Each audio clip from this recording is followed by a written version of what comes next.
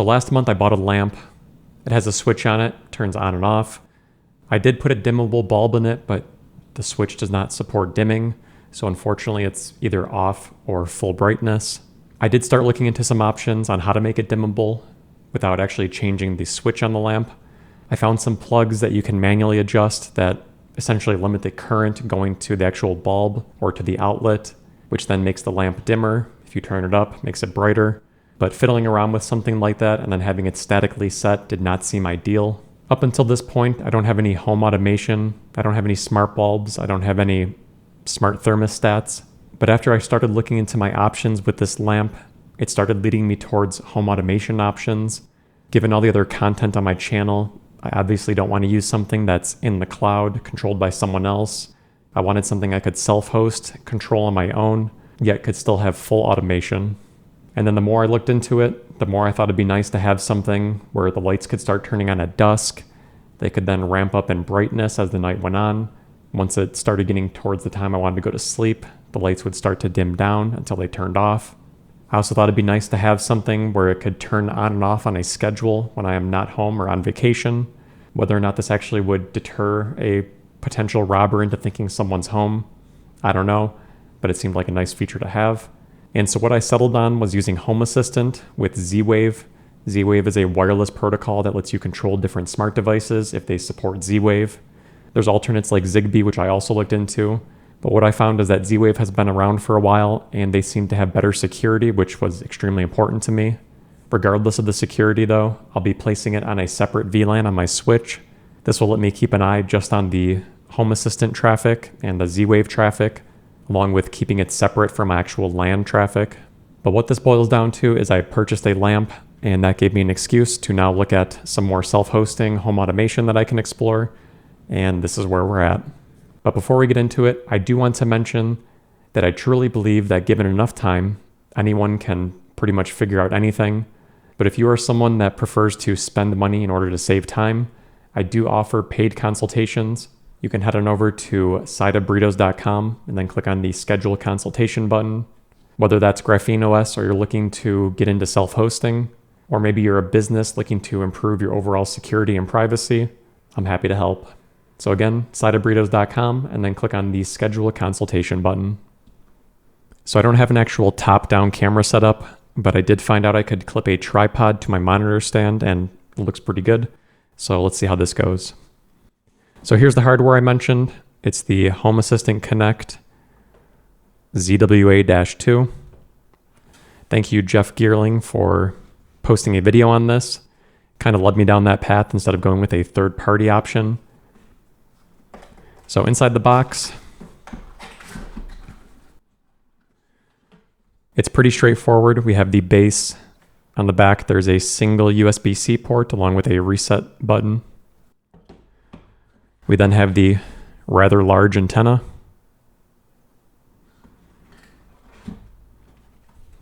Small instruction booklet.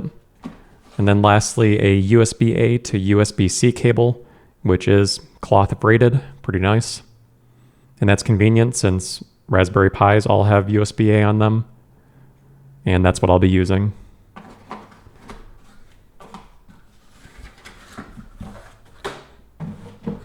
And then speaking of Raspberry Pis, I have this one here. This is just a standard, I think it's a 4B. Has a janky heatsink on the bottom, along with a PoE hat on it. If you've never heard of the PoE hat before for the Raspberry Pi, basically what this allows is you install this on the top of the board, and now that turns this Ethernet port into a port that accepts PoE. So that means you no longer need to use a wall adapter to power the Raspberry Pi.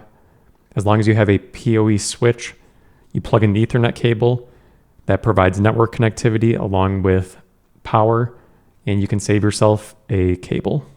For the actual operating system, I have a micro SD card here. I'd prefer to use one of the hard drives I have lying around, but I don't have an external hard drive enclosure, so SD card it is. As far as the smart home devices that I'll be using with this, I have two smart plugs I purchased.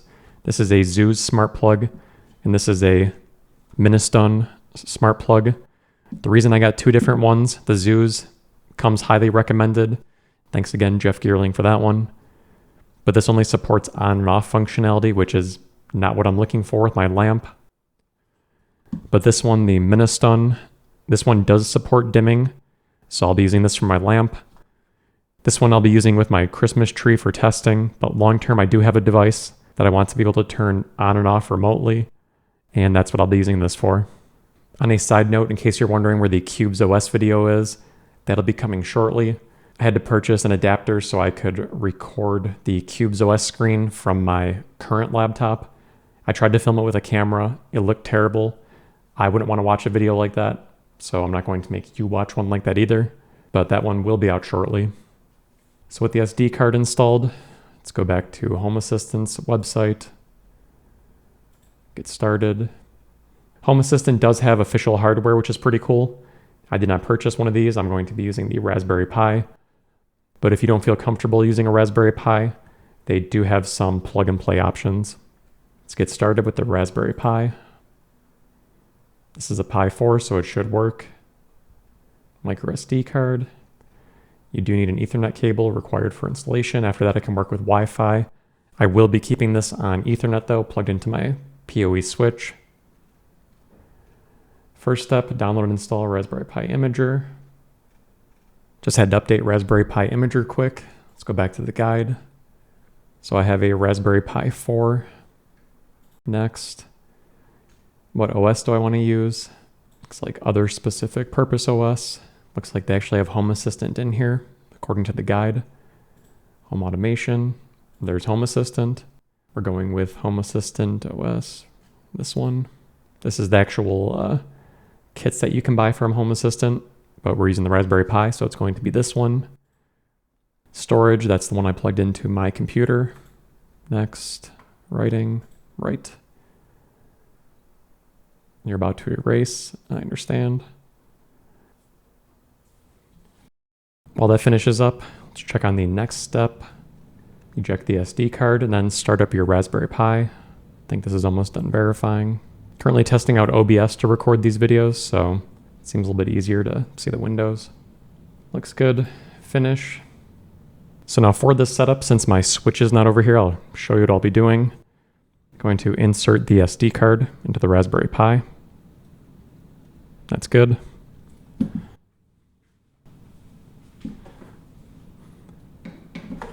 Next we have the antenna. Get the base out of here. Grab the actual antenna. Get the USB cable. So what I'll be doing, I'll be plugging an Ethernet cable into here. This USB cable, go into one of the ports. Base gets the antenna screwed into it, like so. Pretty straightforward. And then the USB-C cable gets plugged into the back of the antenna. So that's it. I'm going to plug this into my switch now, and I'll be back. So I just plugged that into my switch. Let's hope it's booting up and getting an IP address from DHCP. Log into my switch to see what IP address it got. So it's been a couple of minutes, and it looks like the Raspberry Pi did get an IP address. So I guess it started up correctly. Next is to go to the IP address, port 8123 in your browser. So let's go there. Continue to site. Cool, preparing Home Assistant. This may take 20 minutes or more. Interesting. So I'm going to make you watch every minute of this. Just kidding. I'll see you shortly. So we are back. That took about 5 minutes, I'd say. Are you ready to awaken your home, reclaim your privacy, and join a worldwide community of tinkerers? Absolutely, I am. Looks like you can upload a backup or restore from their cloud. I'm guessing they offer as a service. So create my smart home. Time to create a user. I'm going to blur out this screen because you don't need to see me doing this. Looks like you can select your home location. I'm going to skip this one for now. The country you're in. Share anonymized information from your installation. No, no, no, no. It's nice that it's opt-in, not opt-out, so I'll give them credit on that one. Found compatible devices on your local network. Z-Wave, cool. Bluetooth, I'm assuming Z-Wave uses that to pair with. Finish. My user Josh. Let's see, settings, devices and services, Home Assistant, connect ZBT-2. That's it. Looks like it's discovered. I do want to add it. In a few steps, we're going to set up your adapter. Home Assistant can automatically install and configure the recommended Z-Wave setup. Let's customize it because why not? Is your network new or does it already exist? It is new. Create a configuration for Z-Wave JS. Finish. Failed setup. Failed to connect. Cannot connect to blah, blah, blah. Okay. Don't know why that is.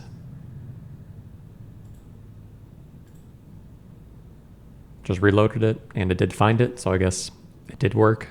Or maybe it took a little bit too long to start up, so it couldn't see it. LED. If I toggle it, it does turn off. Okay. I will say the device does look pretty cool. I'll try and include a picture here in the video. Kind of looks like a small airplane tower. Firmware, update available. Okay, let's just update it because we're here. I'm always a big fan of a change log, so it's nice they include that. So I didn't see the actual antenna flash at all, but I just noticed that the installed version and latest version now match. So I'm assuming it's good now. Refresh the page. Up to date. Z-Wave info. Okay. I'm going to look more into this after. I'm not going to do it right now.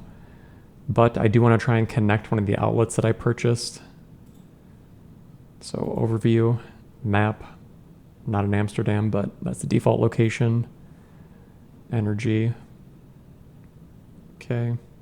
Has to-do list, overview, okay.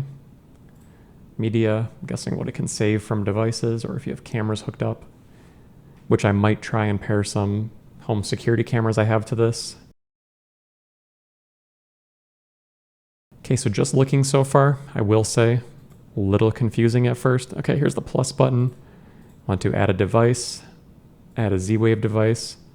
You can only use your camera to scan QR codes when using a secure connection with the app or over HTTPS.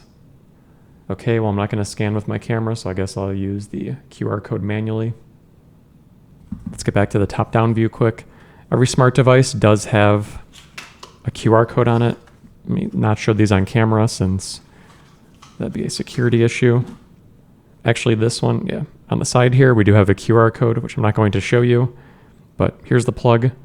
I think this is a physical power switch, so it's nice that even though it's a smart device, you can still use it as a dumb device, which is nice in case, you know, my home hosting setup goes down, I can still turn a lamp on and off.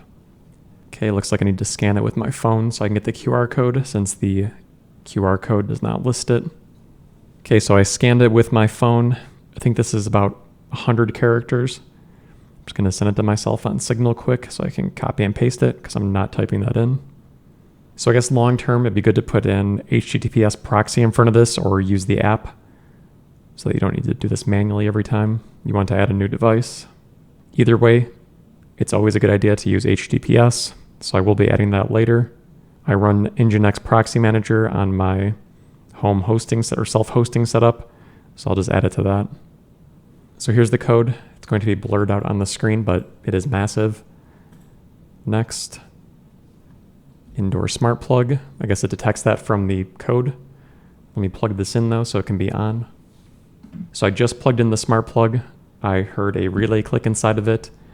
This is a long range device area. I don't have any yet. Well, I guess there's some default ones.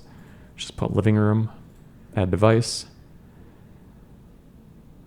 If your device is already turned on, you might need to turn it off and on again. Okay, it's searching for the device. I guess I'll try turning it on and off. Just turned it on and off. Should be scanning for it. Looks like it did find it. This device is currently being interviewed and may not be fully operational. Okay. Definitely got some stuff to learn about Z-Wave and Home Assistant. This is cool. The plug looks like it gives some sensor details about it. Let me plug in my phone to this. So I wish I had something better to visibly show that the outlet is on or off based on the dashboard here. But here's a phone. I have a power brick plugged into the outlet and then plugged into a USB-C cable. So let's plug it into the phone. Looks correct, it should be off.